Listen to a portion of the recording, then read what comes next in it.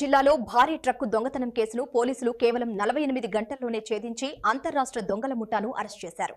₹1.5 కోట్ల విలువైన లోహపు లోడుతో కూడిన ట్రక్కును దోచుకెళ్లిన ఘటనలో 4 నిందితులను అదుపులోకి తీసుకున్నారు. రాయచోటి డీఎస్పీ కార్యాలయంలో నిర్వహించిన సమావేశంలో డీఎస్పీ ఎంఆర్ కృష్ణమోహన్ కేసు వివరాలను వెల్లడించారు. ఈ నెల 14న మహారాష్ట్రకు చెందిన ట్రక్కు డ్రైవర్ షేక్ ఇర్ఫాన్ ఫిర్యాదు మేరకు రామాపురం స్టేషన్లో కేసు నమోదైంది.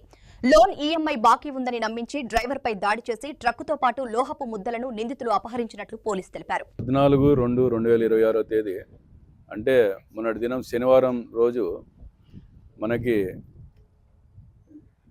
సాయంత్రం 6 గంటలప్పుడు రాజస్థాన్ చెందిన ట్రక్ డ్రైవరు ఇర్ఫాన్ అనే అతను వచ్చి మన దగ్గర రామాపురం పోలీస్ స్టేషన్లో కంప్లైంట్ ఇవ్వడం జరిగింది.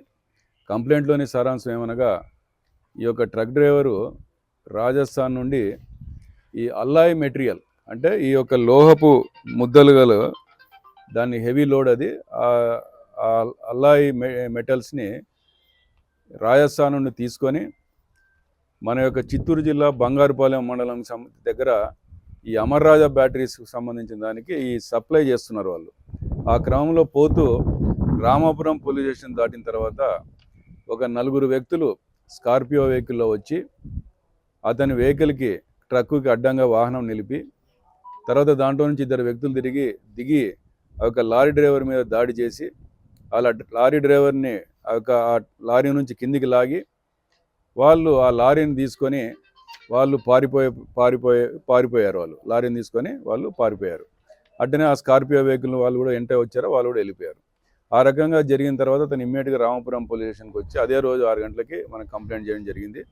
ఇది అరౌండ్ 4:35 మధ్యలో జరిగిందని చెప్పి 14వ తేదీ మనకి సమాచారం రిపోర్ట్ ఇవ్వడం జరిగింది. దాని బేస్ మీద మనం రాబరీ కేసు కట్టడం జరిగింది రామాపురం పోలీస్ స్టేషన్లో. తర్వాత మాకి అన్నమయ్య జిల్లా గౌరవనీయులు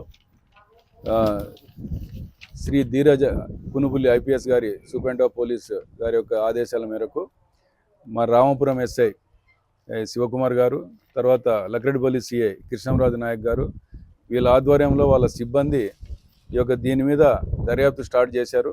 చేసిన తర్వాత మనకి డ్రైవర్ ఇచ్చిన ఆ స్కార్పియో వెహికల్ వచ్చిన నెంబర్ బేస్ చేసుకొని సీసీ కెమెరా ఆధారంగా వీళ్ళు ఎక్కడ అని చెప్పి దొంగల గురించి విస్తృతంగా వెరిఫై చేసి తర్వాత వాళ్ళకి రాబడిన సమాచారం మేరకు ఈ దినము 10 గంటలకు మజ్జిగవాళ్ళపల్లి గంగమ్మ గుడి దగ్గర ఈ ముద్దాయిలు వాళ్ళ వాహనంలో తర్వాత ఈ ట్రక్కు వెహికల్ ఇదంతా పెట్టుకొని ఉన్నారనే సమాచారంతో వెళ్ళి వాళ్ళని అరెస్ట్ చేయడం జరిగింది.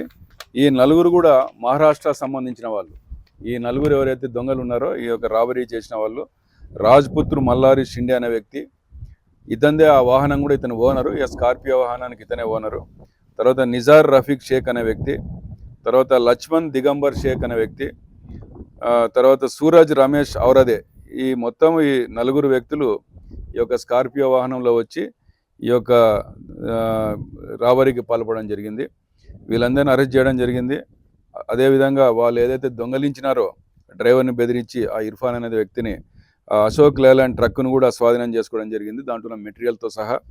తర్వాత వాళ్ళు నేరానికి ఉపయోగించిన స్కార్పియో వాహనాన్ని కూడా మన దర్యాప్తు అధికారి కృష్ణంరాజు నాయక్ గారు వాళ్ళ ఎస్ఐ రామాపురం ఎస్ఐ శివకుమార్ అసిస్టెన్స్తో వాళ్ళు అది కూడా రికవరీ చేయడం జరిగింది. తర్వాత వీళ్ళు క్రైమ్ వెపన్ యూజ్ చేశారు. దీనికి లోహపు గుండు ఉంది, దీని కొరడా టైప్లో ఉంది. దీంతో వాళ్ళు ఎవరైనా బెదిరించి కొట్టి చేస్తారు, అది కూడా వాళ్ళ దగ్గర సీజ్ చేయడం జరిగింది. వాళ్ళ దగ్గర ఉన్న 5 సెల్ ఫోన్లు కూడా మనము దర్యాప్తులో భాగంగా సీజ్ చేయడం జరిగింది.